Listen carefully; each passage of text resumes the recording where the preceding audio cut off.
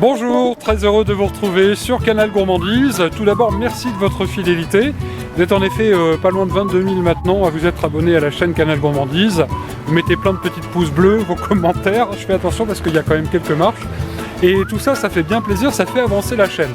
Continuez donc à soutenir Canal Gourmandise, c'est important. Je suis sur le petit pont pour l'instant et je vais repartir en cuisine car figurez-vous que la mère Mitraille a envie d'œufs à la neige. Bien d'îles flottantes, hein, ça dépend, c'est comme vous souhaitez les appeler. En tous les cas, c'est une belle recette gourmande qui va vous rappeler certainement des souvenirs d'enfance.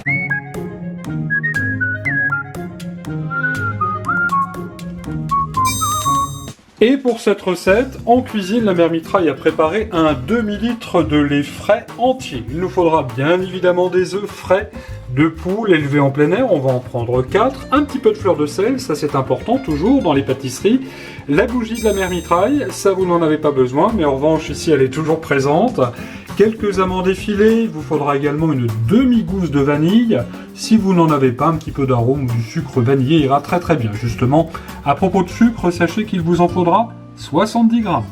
Première étape de la recette, j'ai cassé mes œufs et j'ai bien évidemment séparé les jaunes du blanc.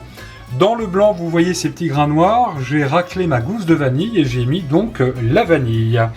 J'ai également passé les amandes au four afin de les faire dorer un tout petit peu. Vous verrez, ce sera tout à fait délicieux et très joli tout à l'heure dans nos œufs. Enfin, j'ai fait chauffer le demi-litre de lait, j'y ai ajouté la gousse de vanille que j'ai raclée et je viens y mettre tout de suite, en pluie comme ceci, les 70 grammes de sucre. J'avais oublié, dans les blancs, on va mettre tout de suite une toute petite pincée de fleur de sel. Étape suivante de la recette, eh bien nous allons monter les blancs en neige. Attention, il faut qu'ils soient montés bien fermes. Alors on commence comme ceci, tout doucement. Et puis après on y va, toute vapeur. Et voilà. Regardez, là ils sont vraiment parfaits parce qu'ils sont bien fermes. La suite de la recette est très simple, puisque j'ai mis à bouillir mon lait. Alors une fois qu'il arrive comme ceci à ébullition, eh bien nous allons baisser le feu. Voilà.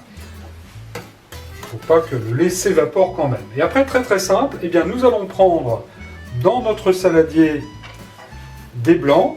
Voilà, on va essayer de les faire un petit peu jolis comme ceci. Vous allez voir, c'est très simple. Et puis on va les mettre à cuire. Hop, comme ceci, dans le lait, très simplement. Alors à l'ancienne, on faisait ça comme ça, grosso modo, comme on dit, et on va leur faire un aller-retour dans le lait, ce qui va faire en fait pocher nos blancs, qui vont devenir donc les fameux blancs en neige. Et ensuite, on fera bien évidemment notre sauce. Tiens, on va en faire un gros, celui-ci sera pour la mère Mitraille.